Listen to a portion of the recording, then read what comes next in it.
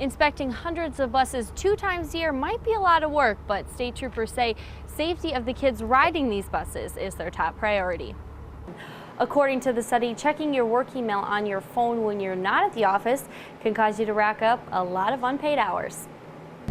But before the snow flies, it's important to remember those winter driving tips. One of the most important things troopers suggest is if you do get stuck in a ditch, it's important to remain inside your vehicle.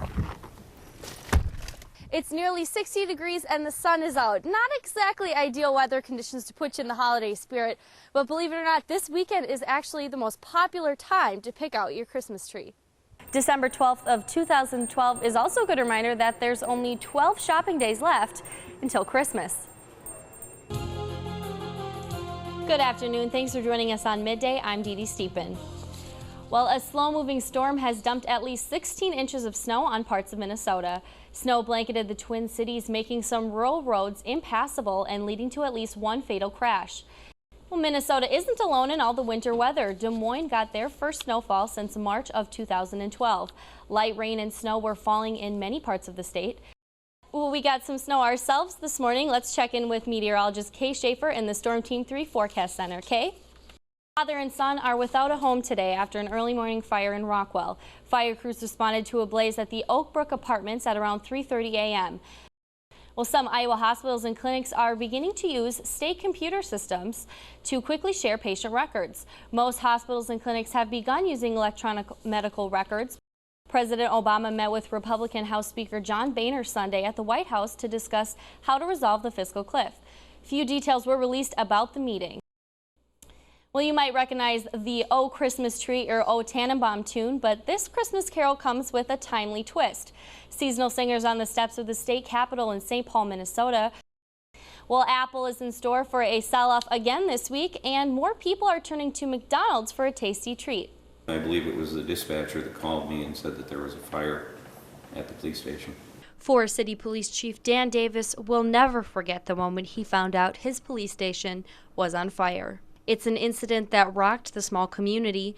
Even more shocking yet, the main suspect is former Forest City police officer Thaddeus Ellenbecker. Can you identify that, please? On day 2 of the trial, Ellenbecker stands accused of second-degree arson. State 17. Witnesses for the state took the stand, including an agent with the Iowa Division of Criminal Investigation, who interviewed Ellenbecker in the hospital and eventually placed him under arrest. He admitted that he started that fire. He explained that he put a hole in the window using a sledgehammer. The defense argues that the statements made by Ellenbecker in the hospital aren't legitimate because they were made while he was under the influence of painkillers. These statements were not specific enough to indicate that he was the one that set the fire. Despite the taped confession, Ellenbecker's defense made a motion for acquittal. Your Honor, we believe that the state has failed to carry its burden at this point and would ask the court would enter a judgment of acquittal. If Judge Schroeder denies the motion for an acquittal, the witnesses for the defense take the stand tomorrow morning. Obviously, Your Honor, we're not contesting whether there was a fire. Our contention is that the state has failed to prove that Thaddeus Ellenbecker is the one who started the fire. In Forest City, DeeDee Stiepan, KIMT News 3. The saying, "Dog is a man's best friend," holds a lot of truth to Frank Lemaire's son. You know, he wasn't happy, you could tell. He just wanted it to be over. Stephen Lemaire is serving his country in Afghanistan. Frank was noticing being at war was beginning to wear on his son. That is, until Stephen found Charlie. That's when he realized, hey, I've got a purpose now. Charlie. Stephen rescued the Afghan puppy on a roadside where Charlie was stranded after his mother was hit by a car. He posted a lot of pictures on Facebook and we just fell in love with him, and he was in love with him. I mean, he would just talk about Charlie, and that was his little buddy. Stephen wanted to send Charlie home to Iowa, but he learned it wouldn't be easy or cheap. But Gabrielle knew that wouldn't stop her brother from finding a way. Typical Stephen, because he's a warm-hearted. If he finds something he loves, he's going to work to get it. And that's just what he did. Stephen found an organization that helps soldiers get the animals they rescue overseas home to the U.S.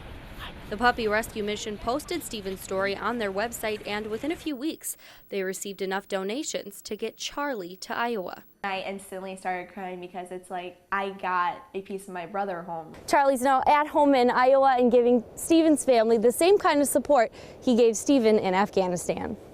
That is a care package that they provided for my son that he will have for a lifetime. My buddies are going. Charlie may not live past 15 years, but the memories are there forever. In Nashua, DeeDee Stiepan, KIMT News 3. Charlie was here, he was playing with Pearl, the white pug, and he barked. She was